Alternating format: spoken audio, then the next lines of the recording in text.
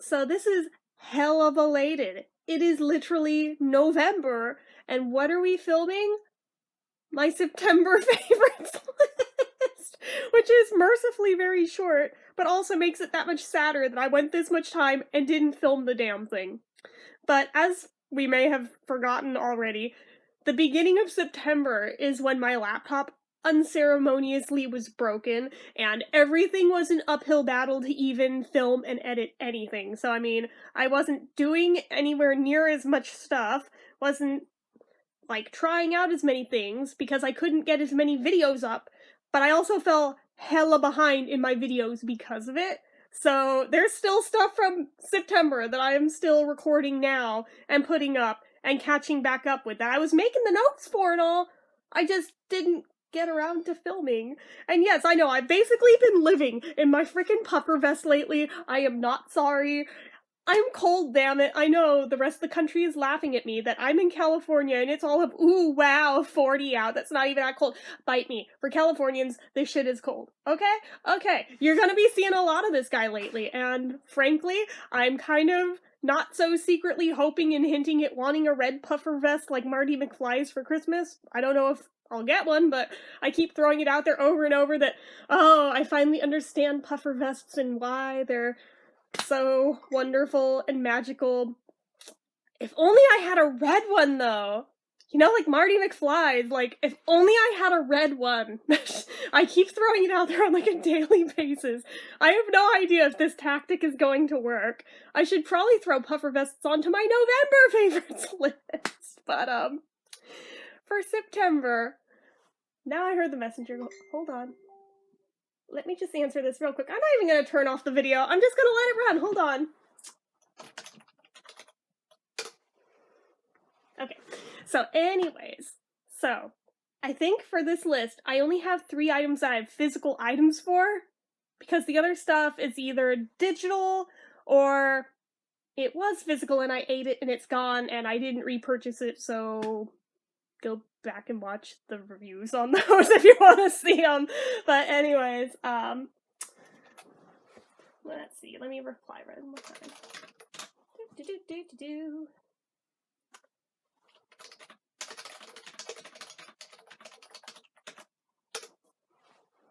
Okay, so the list is, where is it? Okay, first thing on the list was, unsurprisingly, the Avon Crave lip gloss in Cucumber Spritzer, which this has indeed been a fave, even though it doesn't look like it. It only shows, like, one little corner being gone out of it. Well, actually, no, both corners are empty now. It does not take much with this stuff. A little bit goes a really long way, okay? So, trust when I say I have been adoring it. I actually recently bought a caboodle. I actually recently bought 2 caboodles, because the first one was broken when I bought it, and I was able to get a second one to replace it. But the broken one I'm keeping as a stationary thing in my bathroom, and I've kind of been borrowing Lip Balm Queen's idea of filling it with stuff that I'm trying my best to, like, use regularly and actually, like, go through and use up. So this I actually put in there. Maybe I should do a what's in my caboodle video. I don't want to feel like I'm ripping her off, though, but I mean, really, though, like, this is one of the things I put in there. Right now, it's largely, like, lip balms, lip products in general, and, like, lotions and eyeshadow is mostly what's in there at the moment. I haven't fully filled it. If I can fully fill it, maybe I'll do one. Perhaps I need to fully fill both. I don't know. I have a beautiful rose gold one that matches my nails, and I have a gold one. The rose gold one, sadly, is the one that came broken. The latch does not work. You can't pick it up because it won't stay closed.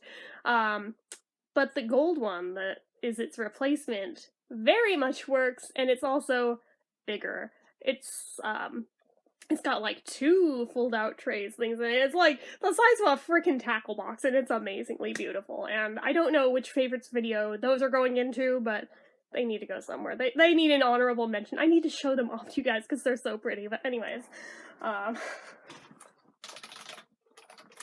so anyways, that lip gloss is on there. Loving it. It even accompanied me to Arizona, which is saying something, because I brought no makeup with me All I brought was, like, a thing of concealer, and I think, like, maybe 3 lip products. That was it. And all of them were just clear things. So this was the closest to makeup I had with me. Let's see, next thing on the list is, the soap. So this I reviewed. I'm not sure if I've put the review up yet or not, but I know I recorded it. I have to check the channel and see if I've posted it, but it's the Bath & Body Works Trick or Treat Gentle Foaming Hand Soap. I think this one is up. It's the other one that still needs to be posted, because I did the... No, they're both up! What am I talking about? They are definitely both up. I just posted the other one days ago. You can tell, I've been enjoying it. It's like almost half gone already. I've been trying not to go too crazy with it, but I've also got like 1, 2, 3, 4, 5 soaps open in my bathroom right now that I'm going back and forth between, so that's helping me prolong its lifespan somewhat, but it's going down because I'm enjoying the crap out of it. It smells so good. If you haven't watched my review on it, I suggest you do. Yes, there is foam in it because right before I filmed this, I had to make a potty stop. So, I mean, this is freshly used from my bathroom. But I also have, let's see here. List. Hold up 1 second. What is that?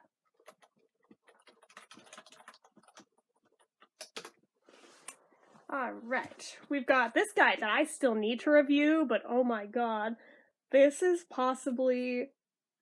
I have enjoyed this more so far than probably any soap in a long-ass time, and it's also Bath & Body Works, the Spiced Apple Bourbon Nourishing Hand Soap with Pumpkin Butter. Oh my god. First off, they need to do more in this format, just straight off the bat. But this smells so good. I'm like, if only you were food, I would eat you. It smells edible. It is so yummy smelling. It just... I need to smell it again right now. It's like apple pie or like apple crisp. It just, it's so good. So good. They really need to bring this guy back. This is from a couple years collections back. But oh my god, it is so good though. Okay, let me see what's going on over here. What is going on?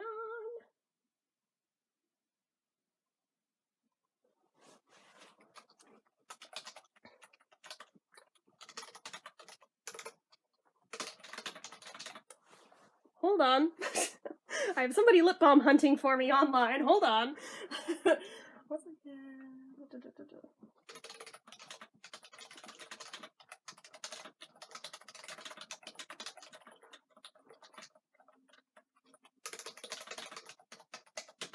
Maybe I will stop on this. This is gonna take a minute.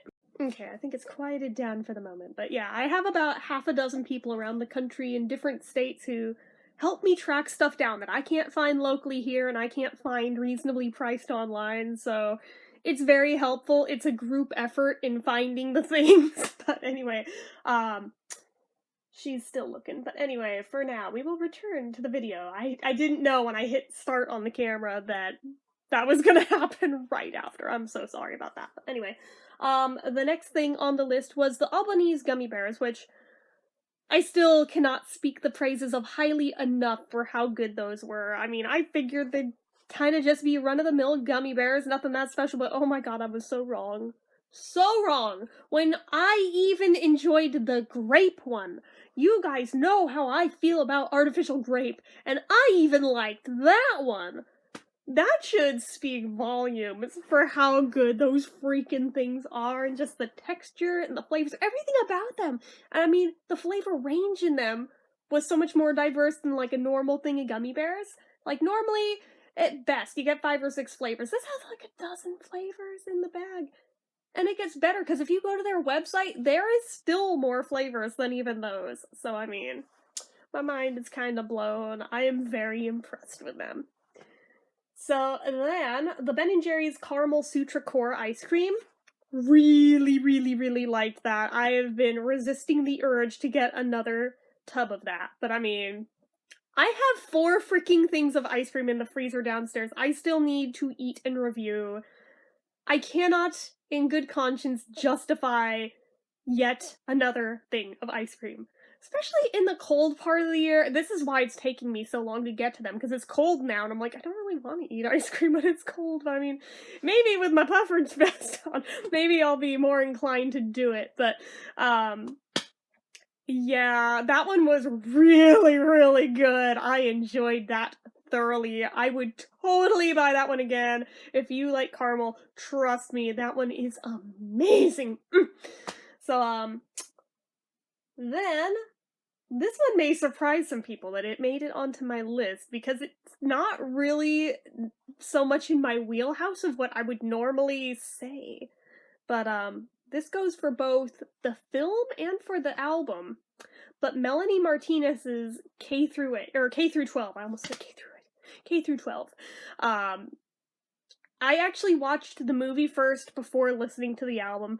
I had actually enjoyed her Crybaby album, like, a lot. I will unashamedly admit that. I hadn't really followed her career since then, though. I know there's been some stuff between point A and point B, so this was, like, the first thing since Crybaby that I'd given a shot. When I found out the full film was on YouTube for free, at this point now you actually have to rent it, but initially she put the whole thing in full for free. That is a ballsy tactic, but you know what? That's awesome. That is freaking awesome. And that was a really interesting film. It's kind of like, in a way, yes, it's music videos, but they're linked together in a larger story arc altogether. I was really intrigued, but it was very different. I was like, I like it. And it's kind of like this pastel night mirror world. It's like, oh my god, I freaking love it. I shouldn't, but I love it. And yeah, I know there's the whole controversy with her, but honestly, you know what? If you blow the whistle on every single celebrity that's problematic, there's nobody left to like. So, you know, especially since there's no way of proving one way or the other if that shit's even true. You know what? I'm not even paying attention to that. Just speaking of the work itself, I really, really liked it, and after watching that, after downloading that, yes, I unashamedly have a copy, I actually went and bought the album too, which is not quite 100% identical to the versions in the film, but it's close enough. But I was like, I really like it. Like, I know it's so different from what I usually listen to and watch and stuff, but I mean, I make exceptions for certain new artists. I mean, we all know I unashamedly still love Katy Perry and Lady Gaga, and sometimes Miley Cyrus. I mean, when she's not being a train wreck usually. I loved Hannah Montana.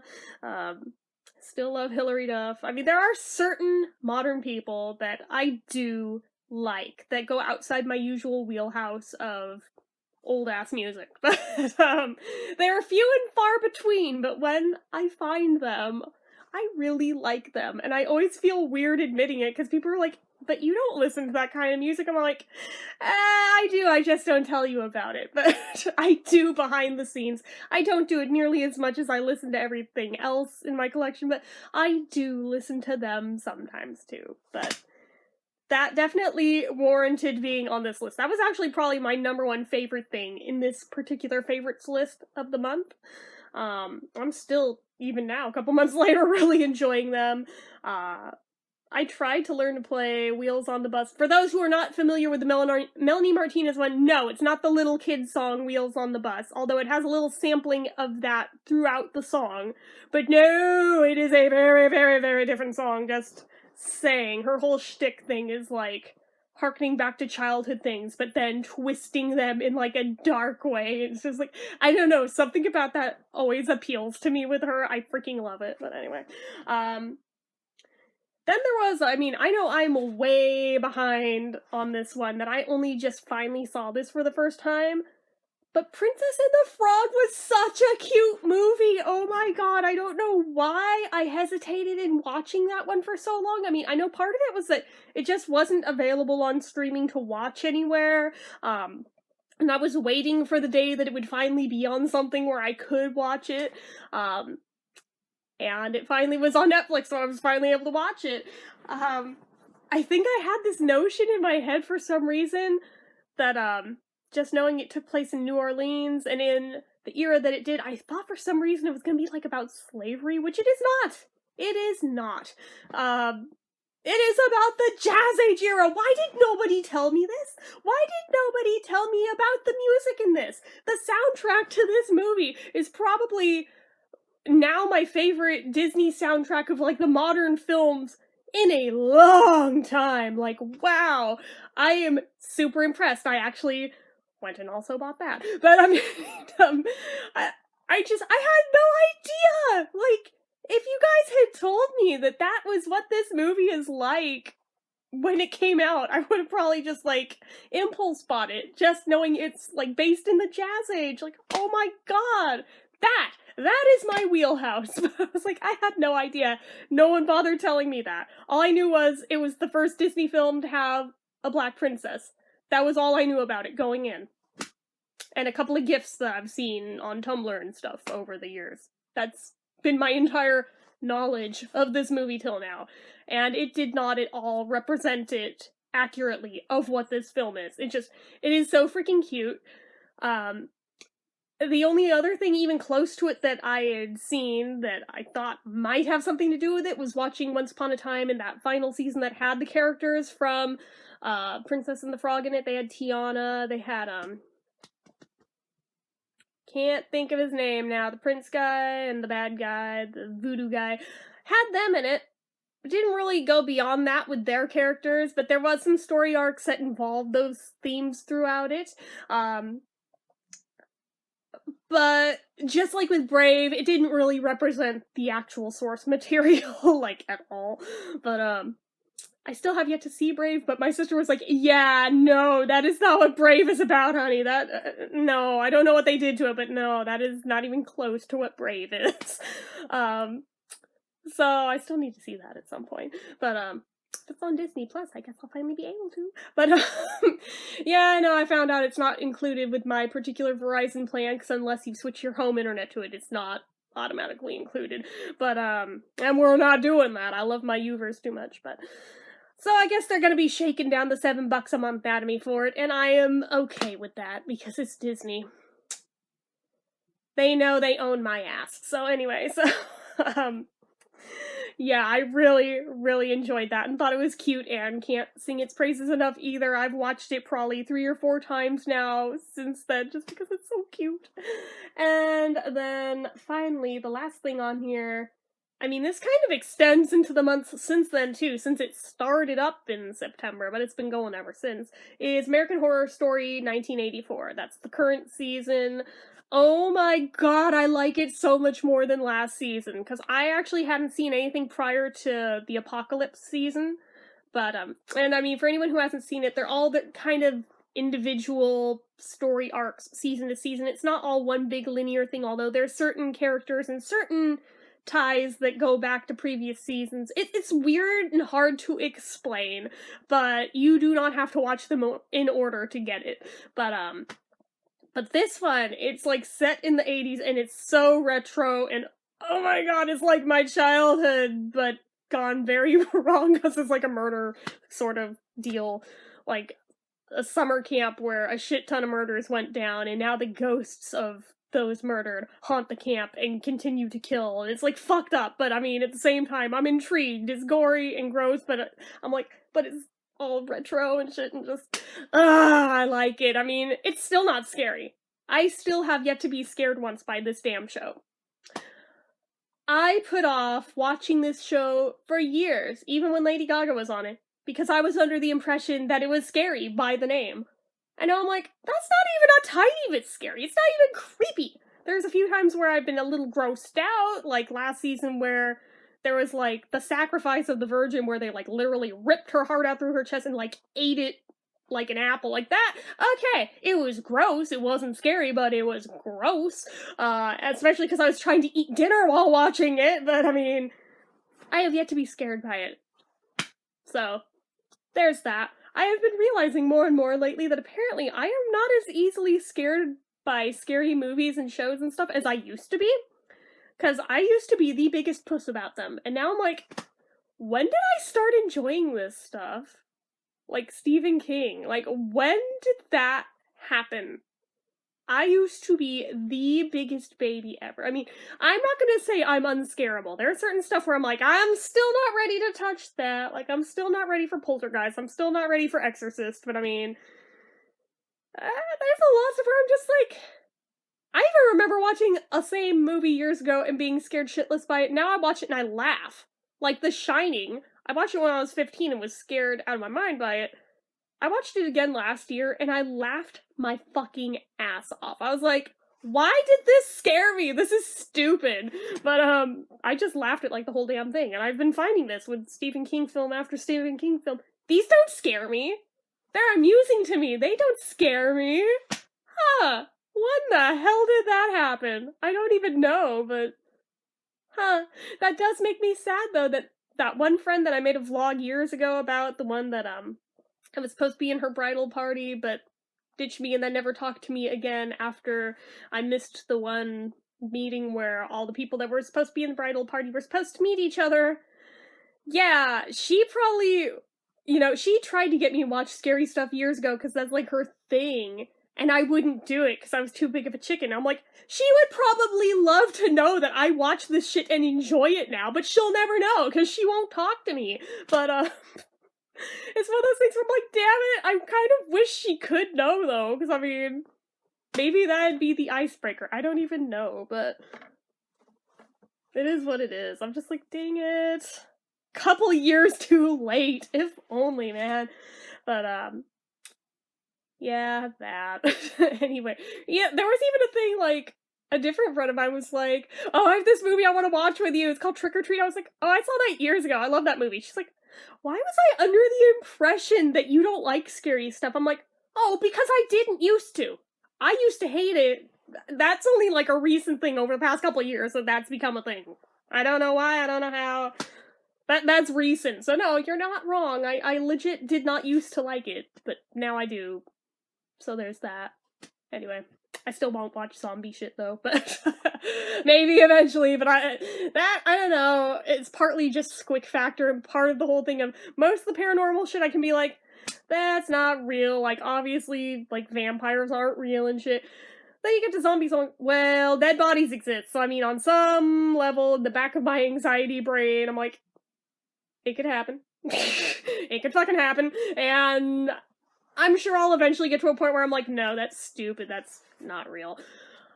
My fucking cousin, though, she legit, I shit you not, sleeps with a machete behind her bed because she lives in fear and in preparation of the zombie apocalypse. She is positive it is a real thing. So this does not help my anxiety at all with it. But she does love watching zombie shit, though, whereas I don't. But, that. But anyway, just fun fact that I thought I'd throw out there, fun quirk about my family, but, we are an interesting bunch. But anyway, I've seen the machete, it's real, she has it, but anyway, that is it for this one. Like I said, it's a very short list this time, because of the circumstances of September, so at least the one for October is longer. I do have more for that. I will hopefully be filming that in the not-too-distant future before I keep falling further and further behind and shit. So anyways, yeah, this is long enough. So anyway, you guys know what to do. If you like this video, go ahead and give it a like. If you're not already and you'd like to be, click subscribe. Hit that notification bell icon so you never miss an upload. Leave comments down below about what were your favorite things in September? Actually, screw it. Just what have been your favorite things lately? Because, I mean, I know I'm way behind. I can't expect you guys to remember specifically, like, 2 months ago, what were your favorite things? That's a stupid question. What are your favorite things lately? Anything in common from this list, let me know, as well as anything else about anything at all. Leave it all in the comments. Make sure you're following my social media accounts, my Facebook fan page, my Twitter, my Instagram, my Etsy, everything and more. It's all down below if you want to help support this channel. The donation link, as always, is down in the description, and the donator perks are at the end of every video. And, as usual, since I started this lately... and as usual, if nobody's told you today and you need to hear it, I love you, and I'm really proud of you. So anyway, guys, bye-bye.